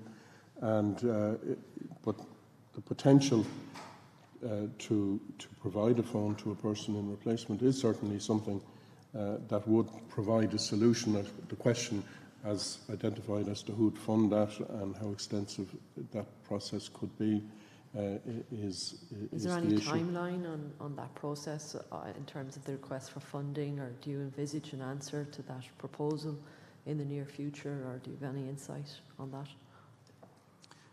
Well, I've been invited by the department for more proposals in terms of what we might do around the attrition of prosecutions around serious sexual assault and indeed domestic abuse. So I've been invited for further proposals which are being prepared, and I do have a draft document, and I'll pursue that then with the department, because it's not. I don't think it'd be possible, as John has said. Nearly all crimes where it's not even one mobile phone. We have multiple mobile phones that they're retrieving. But I do think there's a particular case where we know attrition of the prosecutions is such a problem that we should take probably what was the extraordinary measure. Has wider implications outside of crimes relating to domestic violence. It has the proposal potentially has currency with other crimes where mobile phones need to be seized.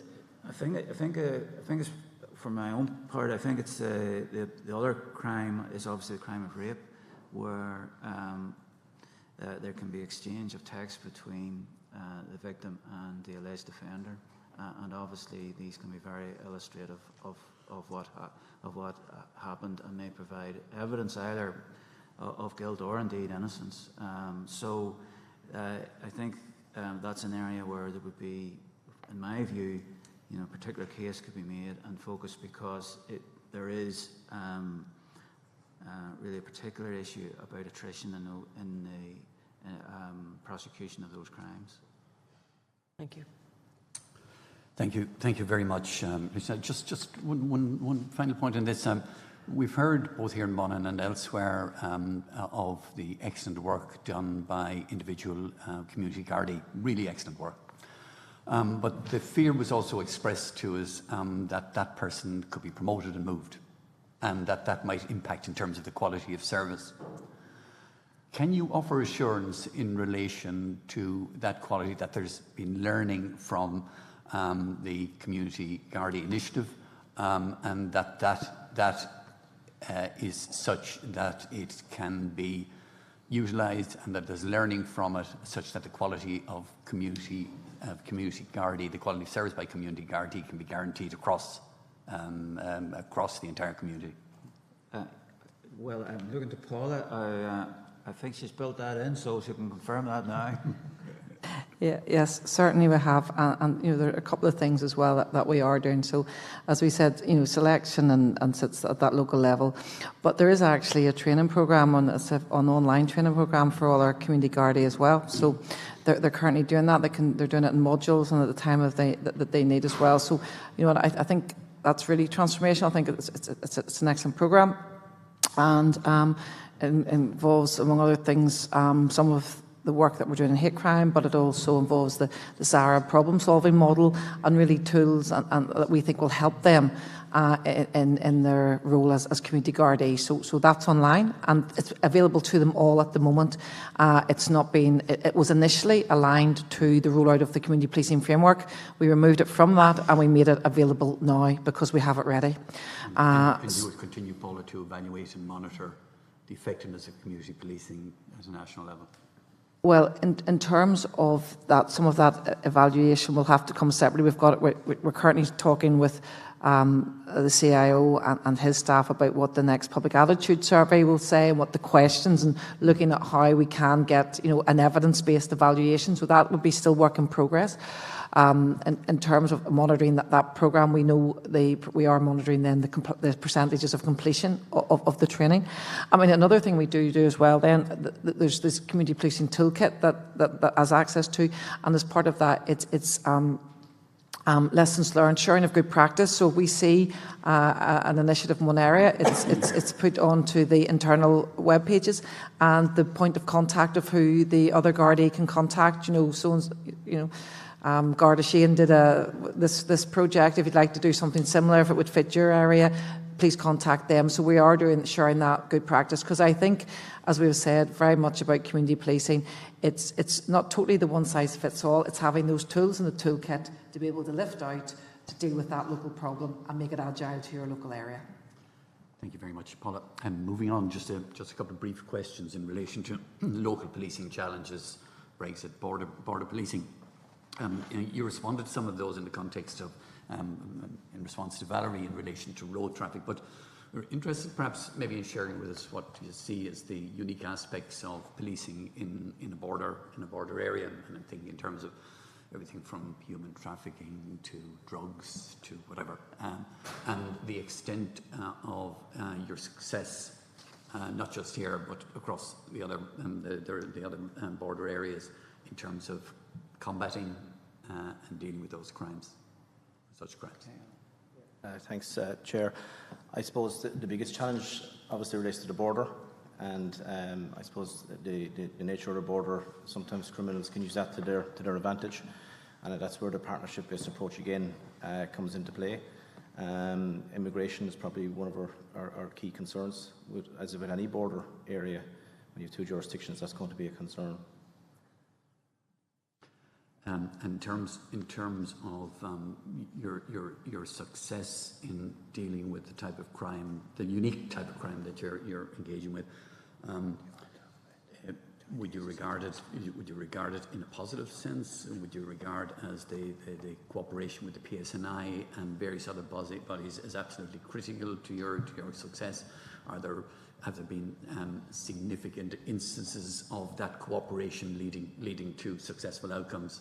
Absolutely. I suppose a combination of everything, including members of the community as well, who have helped us in relation to our investigations on both sides of the border. And we've had significant successes recently in relation to investigations, I suppose, which are affecting the business community and communities on the border area. Okay. Chair, may I just add there? So at a strategic level then we have the joint agency task force between Garda Síochána, Revenue and the Police Services of Northern Ireland on both sides then in terms of the revenue. So we meet on a quarterly basis. The meetings are co-chaired by myself and my counterpart from the PSNI. And all the areas referenced today, everything from human trafficking, burglaries, crime, OCGs on both sides of the border, organised crime groups on both sides of the border. And plans are put in place at a local level then based on whatever the emerging issues are. So I suppose that's the formal arrangement, but the day-to-day communication and collaboration is ongoing, so the criminal fraternity don't obey borders, so we have to at least try and be a step ahead of them in that regard. So there's ongoing communication, and that has served as well, and it continues to serve as well. That's very helpful. Thank you very much. Just very briefly, we spoke last about Brexit, Commissioner. You spoke about a number of challenges for policing and highlighted a number, and you spoke about personnel, training requirements, additional vehicles, greater CCTV coverage, improvements to Garda Station. In terms of what you saw as shortcomings of a support nature, have you seen improvements? Have there been elements, or have the risks in relation to Brexit diminished such that or been overtaken by greater risks? How do you now look at threats that we saw certainly in the past as confronting you in the context of Brexit? Do you see them still relevant, and are you in a position to deal with them? Well, perhaps it might be said that some of our fears were expressed around information sharing. The relationship which we enjoy with Police Service in Northern Ireland is underpinned by an intergovernmental agreement of 2002, and the elements of that which would have been lost due to the loss of EU treaty membership by the UK have been dealt with by the Justice Department and their corresponding department in the Home Office in London. So a lot of that, the technical piece was resolved. We still obviously have a very close working relationship with the Police Service of Northern Ireland. Some of the other fears that were at times being expressed in terms of the threat from dissident Republicans, well, in March that threat level was reduced in Northern Ireland from severe to substantial. So that's a positive sign, and that's going in the correct way. I suppose then beyond that, our existing structures are still in place. We've touched upon the Joint Agency Task Force. That still works well, and at a organisational to organisational level, as well as the operational piece, Joe's taken forward with human resources and finance, then exchanges and work around how we can cooperate and learn from each other, and just our experiences, how we might help each other in effect from our own experience around training, etc., and particularly around the protective services work as it is here, but the public protection work as it's known in the United Kingdom. So all of that's to the good. We obviously watch political developments to a great extent, but those are happening very much in a political sphere and not so much in a policing sphere. So the policing problems that we have had for a long time in the border continue. Some of that's been touched upon. Obviously, the threat from terrorism in Northern Ireland seen as diminished. That's positive. Organised crime still uses the border for facilitation, but a lot of our organised crime has gone a good deal more international, and so have we, as well as our relationship with Northern Ireland. We've also had to look to our relationship far further afield, be it in Bogota, Washington, Europol and Interpol, and that's just the reality of a very more interconnected world. But then local crime still is an issue, be it burglary, antisocial behaviour, bad driving, and Alan set out a lot of the local policing response to that. I think it's positive that the work that we've had done to improve the estate in the border area, and that by and large is being delivered. Lastly then, we've continued to bolster our armed support units, both in Dundalk, Cavan and in Ballyshannon. Our difficulty there is that either those individuals are being successful in other competitions, either to the ERU or indeed promotion competitions, but that's just the nature of it. We constantly will have to refresh those units, but that's been very positive, and it provides, I think, good confidence to our own members who are on patrol, but also they're very visible and provides good confidence to the local population as well. Excellent. Thank you very, very much indeed. And going without further ado, I'm going to pass to Paul, and one of the areas that has been an issue for us for quite some time is in relation to the whole area of the Garda Inspectorate report on custody, and Paul is going to lead out with some questions on that. Yeah, can I just ask, Commissioner, I mean, I think you received this, well, the report was formally published, I think, in February of this year, although we understand that you've had various iterations of it prior to that, but can I just ask you, first of all, for your reaction to the findings of the Inspectorate? Well, I'm on the process of responding to the Department in respect of each of the recommendations. Shauna and Dave here will be able to go into the detail of that. There's a lot in the report that we welcome. We want people who come into our custody to be in a safe location where they're well looked after. We do recognise, and certainly as a team we recognise, when an individual is arrested and brought into our custody, that that is in effect a time which is full of risk for the individual, and we must make sure then that our care of that individual is compliant with the highest standards in respect of delivering on the custody services that we provide. I would say, in terms of comparator with other jurisdictions, that people's detention detention times here in this jurisdiction, I would say, are shorter. That there is an imperative, in effect, to make sure that detention is minimised, and obviously then there is no provision, or very limited provision, in terms of ongoing custody, remanded in custody as well. So we are in a somewhat different place in respect of custody in comparison to other common law jurisdictions, which have been an example. We also have a very diffuse model that's recognised in the report. We recognise a lot of what is said in terms of moving to a more centralised model, but again, as our custody clock starts at the point of arrest and detention, then that gives us specific difficulties when we have such a geographically dispersed area to police. So a lot of the recommendations, I think there's a positive response to the vast majority of them, but it's a nuanced response in some of them, because we just feel that there are particular nuances to our custody that we have to reflect back in our response to the Department. I just received the draft of that this week, but whenever we send it on, or whenever I send it on to the Department, we'll obviously forward that to yourselves. But Paul and Dave can talk to more specific detail in respect of the report.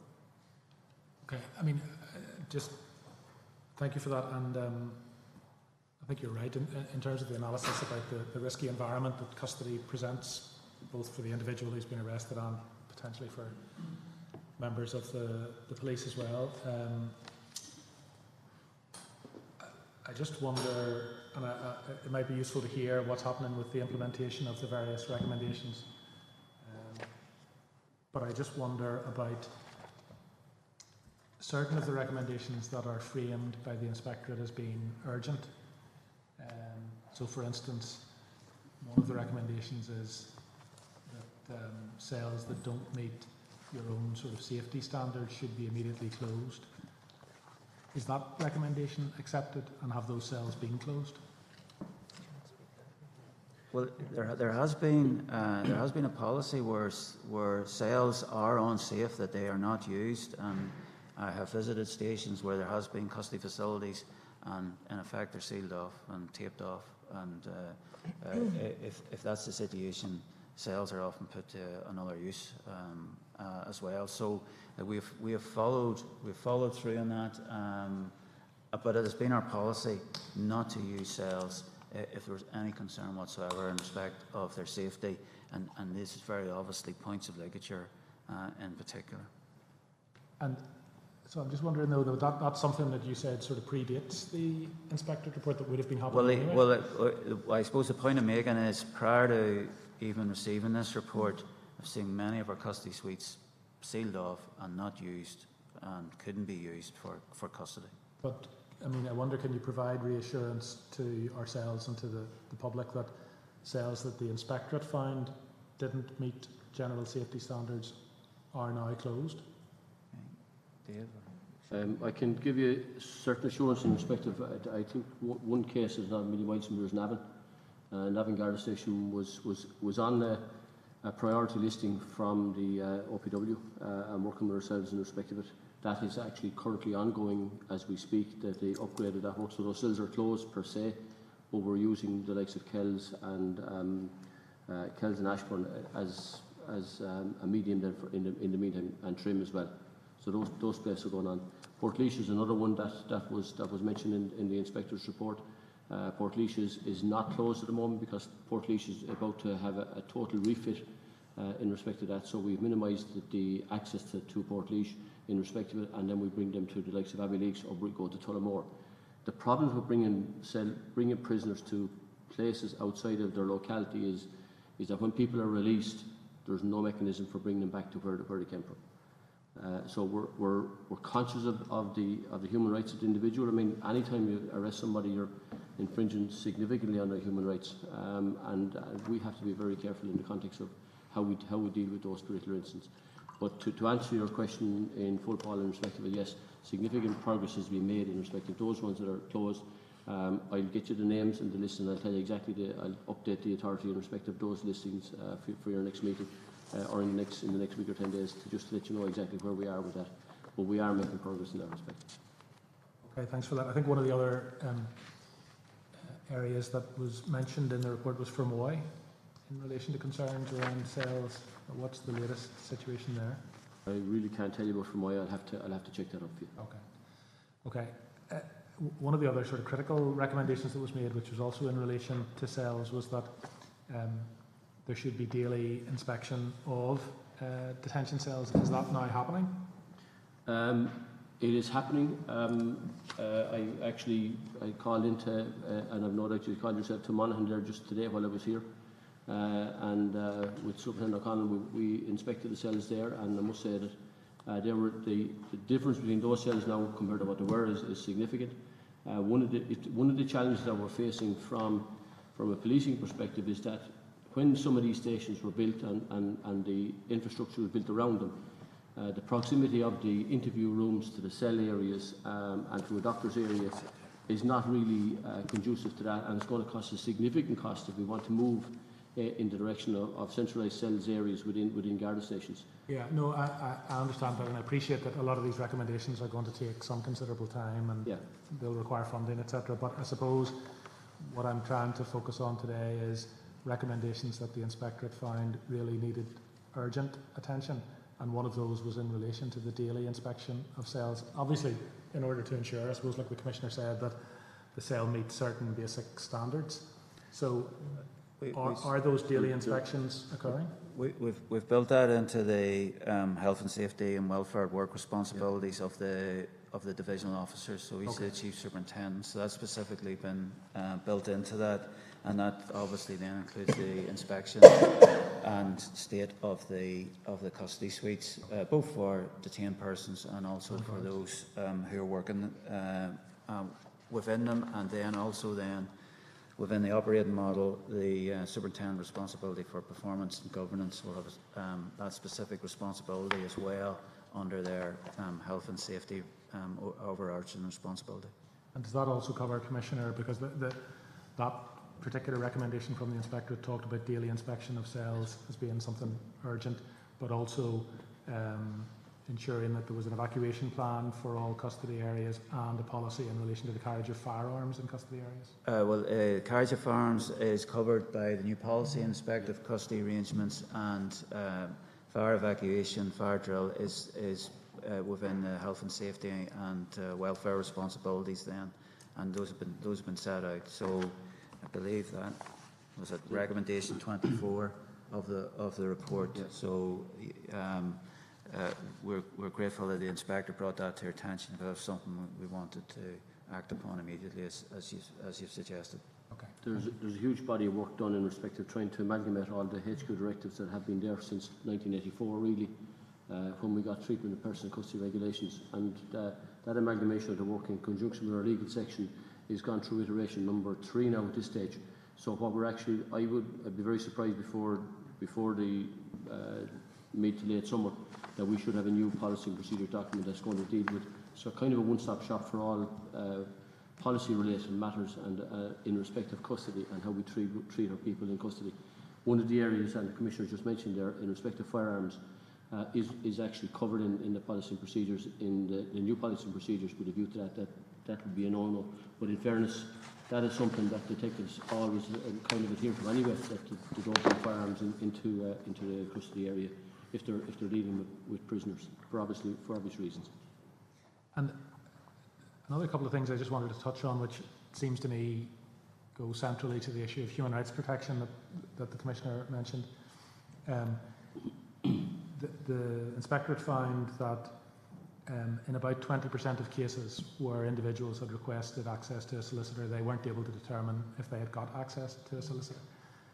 And that only in 20% of cases where a foreign national had been arrested was that individual told about their right to consular assistance. That latter figure in particular seems quite shocking, to be frank, and I'm just wondering, have steps been taken in the interim, between the receipt of the report, and I know, obviously, Assistant Commissioner, you're doing a piece of work around implementation, but have steps been taken to address those two matters specifically? Yes, yeah, we have in fact. So that's part of the process we just spoke about with respect to the updating of the policy, but also making sure that people are aware so that those numbers can be improved. We were also surprised by those numbers. So yeah. Okay, thank you. Well, that's very welcome. The issue of the use of force was touched on, and this is something that we've raised with yourselves before and has been raised by other bodies, I think. So the CPT report from last year and previously, and some of the research that the Authority commissioned through the University College Cork found that there were still concerns and allegations around ill treatment of individuals in custody.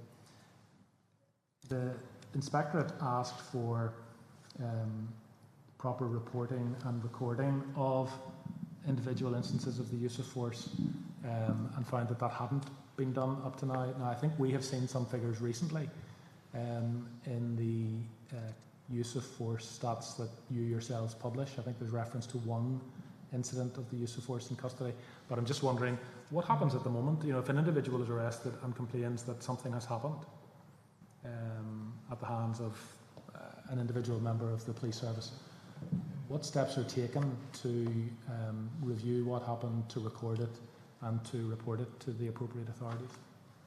Well, in respect of that, and that kind of question Tom was asked, or Paul, the last day, in respect of it, we do refer all matters of that nature to GSOC. In total, for the last 12 years, about 11% of all complaints that GSOC receive are specifically relating to custody area. For argument's sake, and we've seen a significant drop in respect to that. Up to 2014, the average was in around a little over, 12, 13, 14% was what the average number of complaints about people in custody. But from 2015 onwards, we've seen like 6% in 2015, 8% in 2016, 3% in 18, 3% in 17, and 5% in 19. So if you look at all the complaints that has been reported to GSOC, about 11% of those at the moment are specifically referenced to custody facilities in the area. I've spoken to GSOC about this particular area. They have the more specifics and the more nuanced examinations in respect of that. And as part of our review in respect of it, and we picked up that in the report as well, we intend to talk to GSOC with a view to identifying what are the other things that we can actually do from a policy procedure point of view and also from a training point of view to make those, to lessen it on one side of it, but then to create the awareness of the people we bring into our custody areas of their ability or their right to make a complaint in respect of how they're being treated in custody. Some of the areas that we talk about, and I go back to my time in Limerick, and I know that I invited the authority to look at it when we changed the system in Limerick, and we brought in, I suppose, in many ways we had audio and visual in the custody area. The cost factors associated with trying to do that in other custody areas is exorbitant. We just don't have that budget at the moment in respect of that. But that would be our preferred option to get to there. But we're going to have to wait a good bit of time to get to that point.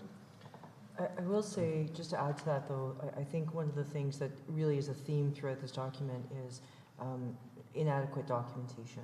And you can see that where sometimes they just can't come to an appropriate conclusion. And that actually operates both ways, because somebody who is coming into custody may not be asked the questions they should be asked, because we need good paperwork in front of the guards who are doing the booking, if you will. So there's a ton of work that's happened by Dave and his team already in terms of updating what those documents will look like.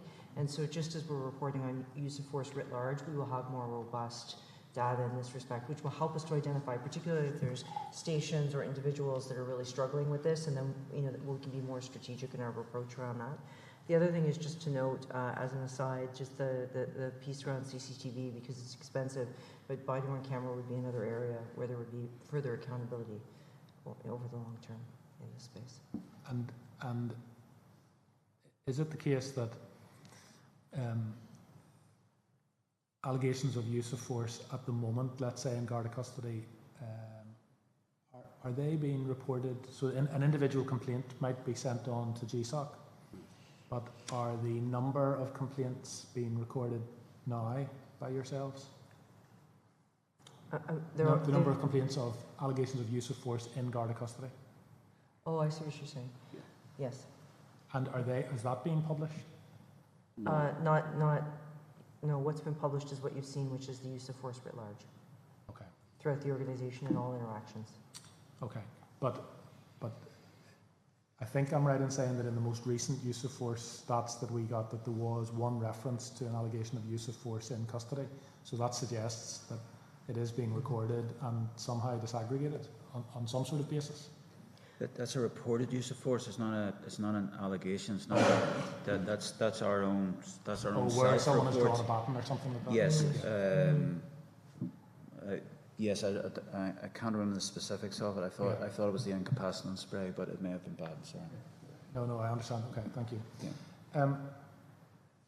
And just on that, and building on that point a little bit, the Ombudsman recently published their most recent annual report, and one of the sections in that dealt with deaths in custody. Well, Section 102 referrals, which include deaths in custody, serious incidents, deaths perhaps that have occurred after release from custody.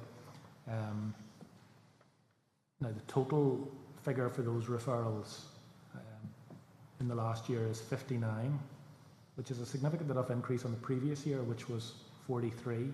And the year before that was 40. Now that 59 includes lots of incidents which didn't result in fatalities. But there were 6, according to the Ombudsman's report, 6 deaths in custody and 5 deaths post-custody in 2021.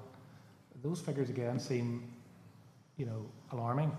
And I'm just wondering, is there anything you can tell us about those figures at this stage? Now obviously they're being investigated by the Ombudsman, so you probably can't give us too much detail, but to what extent is there any internal review or thinking if an incident like that has occurred?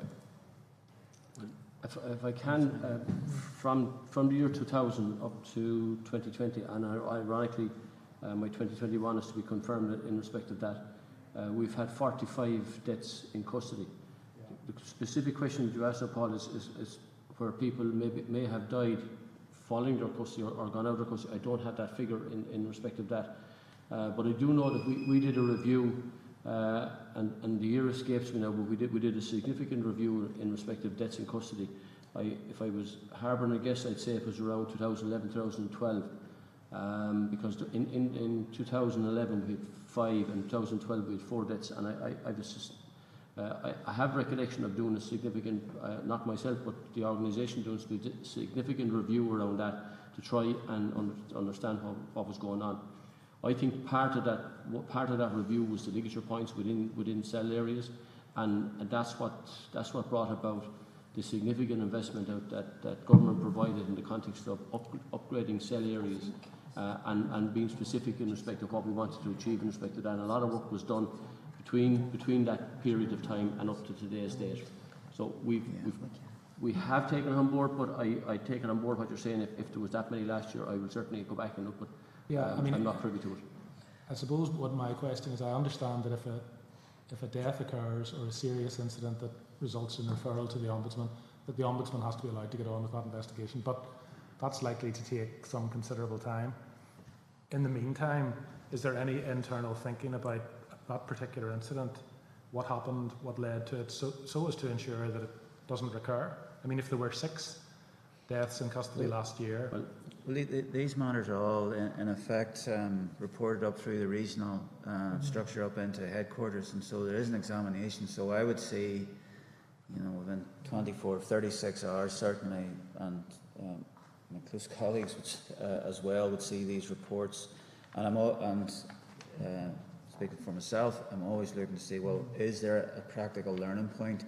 And you can see as the reports come up, people are looking for, is a practical learning point here? Very often, more often than not, actually, what we find is that these are really an undetected medical, deep-seated and chronic medical issue that an individual may have been suffering from, would have been suffering from, and have died in our custody from, in effect, natural causes. And we think of it from 2 parts: as learn for the organisation, but also then these are very traumatic incidents as well for our own staff as well. So there is a point about putting support in place for them as well. So each of them, I think the question you asked, do we look at the incident critically? Now, and I do accept as well, we hand it over to GSOC, and GSOC may come back with a conclusion sometime later. But I know from my own part, my colleagues look to see what is the immediate thing one should do here. But as I say, often deep-seated medical issue or tragedy, and therefore then a tragedy. And I just wonder, in terms of those figures around deaths in custody, are those figures published by yourselves on an annual basis? I mean, Assistant Commissioner, you seem to have access to figures going back some considerable time, but I'm not sure that we've seen those previously. Can I get you to go back and identify the source of that, Paul, in respect to it? But I do know when we were doing our piece of work around the strategic threat and risk assessment around the whole custody area, that was one of the areas that we did have a look at to see, could we identify, what was the real risk that we're trying, what problem were we trying to solve, and could we make the whole concept of custody more human rights based, and particularly dealing with specific issues. I think the Commissioner mentioned a very valid point insofar as that some of the people that we bring into our custody areas for drunkenness or something like that may have underlying problems, and I wouldn't like people to think that the death was directly associated of being brought into custody. It could be underlying problems, and I think we will do a piece of work in respect of that for you, and we will report our findings to you in respect of that. I appreciate there might be lots of different circumstances that have led to death in custody, but those figures are in the Ombudsman's report, so they're in the public domain now. So I think it would be useful, well, first of all, if the guards don't currently publish figures on an annual basis, I don't see any reason why you wouldn't. Yeah. But also I think it would be useful, yes, to get some sort of analysis of that to put the public's minds at rest, because, on one reading, those figures are, well, I think on any reading they're high. There might be a very innocent explanation, but it also presumably, though, would go to underline the importance of getting access to proper medical facilities, etc., when they're in custody. I'm not sure how I'm doing for time, Chair. But that's one of the things I have to say. I look through, Paul, is, you know, so what happened when they arrive and medical intervention? Yeah. And very often medical intervention has been summoned immediately in terms of ambulance and taken to hospital where people have subsequently died. And so, you know, I'd be particularly alert for a case of, in fact, somebody brought in to custody and then very little attention paid to them, and that has not been my experience of reading these. You know, I am reading for, you know, for the learning and the risk, the organisational risk there is in this as well. So, and what might be done then into the future. So, my experience has been of medical intervention, and regrettably, then people have died. Subsequent to that, some of it undetected, just in fact huge overdose of drugs and alcohol, and indeed some have died in transit to the station, so didn't actually reach the station. Yeah. So and each of them are difficult, and they're a tragedy in the first place, but they're a difficult incident as well for our own members as well.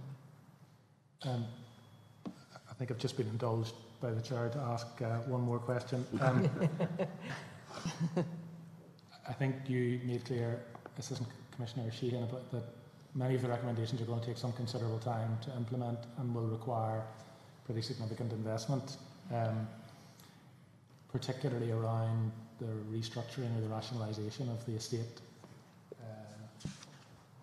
I suppose the question I had was, and I take on board what the Commissioner said about, you know, detention times starting at the point of arrest, etc., etc. But does the restructuring that's being undertaken as part of the operating model, does that not facilitate a sort of a prism through which you could look at the restructuring of the cell estate, the custody estate?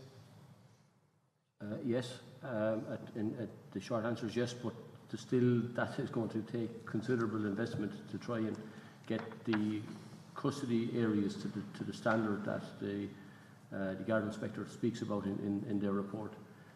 What we have done in respect of we've set out a brief, a spec brief in what we think now should be the custody areas after doing our own research in respect of it. We've shared that with our own estate management, and going forward, as we move forward, like the likes of Northern Cross development as we go forward, that we will certainly be able to facilitate any developments around Northern Cross with a spec that will meet the requirements as set out in the document herein. In addition to that as well, during the period of COVID, and I've spoken with retired Chief Assistant Commissioner Cagney, and about how she restructured her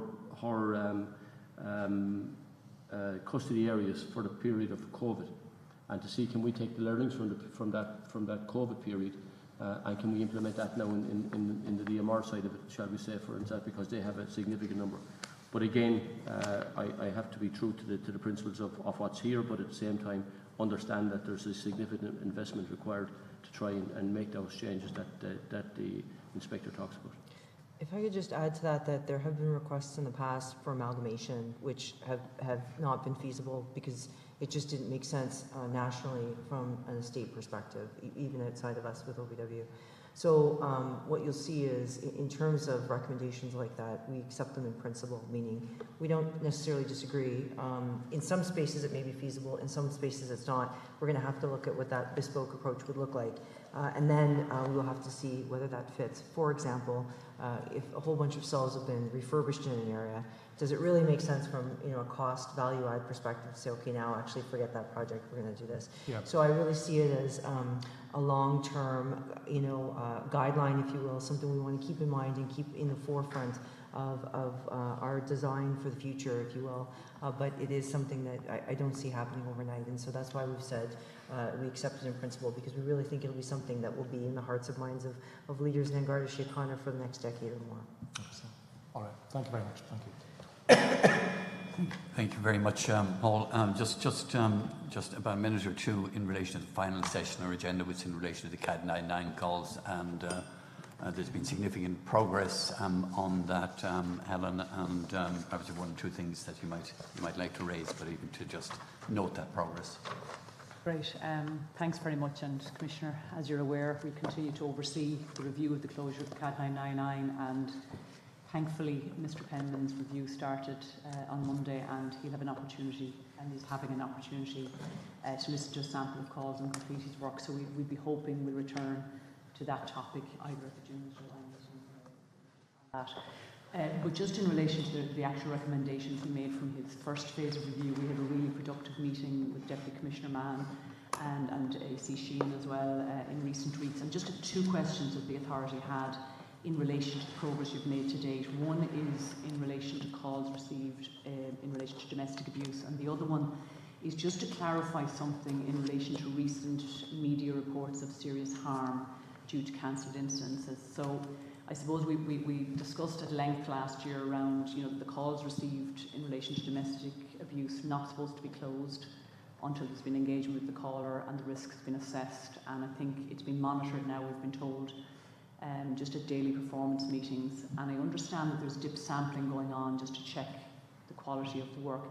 With those sort of actions, are you satisfied that the sort of problems in relation to those domestic abuse calls are pretty much resolved now in terms of the ongoing rather than the history, the future? Well, governance has been put in place as described by and recommended by Mr Penman. So we accepted those recommendations in full, and that's been those have been implemented. Anne-Marie, do you want to set out just the actions that have been taken in respect to that, please? Yeah, so what we are titling an operational governance form in respect of each of the 4 control rooms, where they routinely dip sample and quality assure the various calls and how we respond to them, etc. Really building on the findings of the review we conducted, but also the recommendations of Mr Penman. So insofar as is humanly possible, we are, and there have been some incidents where we've had to where we found the service was less than what was and is acceptable, and we've dealt with that. So from that point of view, I suppose there's evidence that the process is working, but it's not it's I suppose requires constant attention, and as we've said many times before, this review has really shone a light into the control room, and Debbie spoke earlier on about the importance of that first point of contact. And in so many incidents, the first point of contact is that person who answers the call at the end of the 999. So we're acutely aware of that, and our efforts continue in that regard. Okay, thanks very much. The second question, just there was some reports in the media last week just that an internal inquiry found that members of the public had come to serious harm and were subjected to extreme violence. Now, I know this is something that we touched on last year, and there had been public assurances. I'm just wondering, are you happy to reconfirm the assurances previously given to the authority, or is there any new information available internally? It was just about a week ago, I think, in the media. I'm not saying it's true, but I'm just I suppose just wondering, is there anything we should be worried about? So so we've gone back over that 2932 number of incidents, asking 2 further questions. One was was the call dealt with to the satisfaction of the victim, and the second was in terms of the harm that that may have befallen the caller. So we're working our way through that. We have about I think about 800 odd more to review. So that's a work in progress, but in terms of the crime incidents, that figure remains at 134. I suppose that question about that members of the public were subjected to extreme violence, is that something that's come to your attention, or is there anything new news, I suppose, on that whole, looking at those higher risk calls that you so have been we've looking looked, at? We've looked at those, the crime incidents, and indeed the whole lot of the incidents from that perspective. There are a small number of cases where there is some element of harm. We're trying to bottom that out, but at this point in time, I couldn't say that anybody came to extreme harm, notwithstanding the fact there may be some element of harm. Okay, well, it's something we can return to Chairperson in July. Thanks very much, Deputy Commissioner. Thank you very much for that. Any further questions from the colleagues? Great. With that, if I might bring the meeting to a close by thanking the Commissioner and his colleagues. Really appreciate your engagement during the course of the afternoon. Thank you very, very much indeed. Alan, can I thank you and your colleagues in Monaghan for your hosting the meeting yesterday and the quality of the information that you give us and the assurance that we took away from it in terms of all of that. Can I particularly again wish Assistant Commissioner O'Driscoll well and thank him for everything he's done for us. And can I finally thank my own colleagues for their commitment and question. Thank you so much. Thank you. Thank you very much.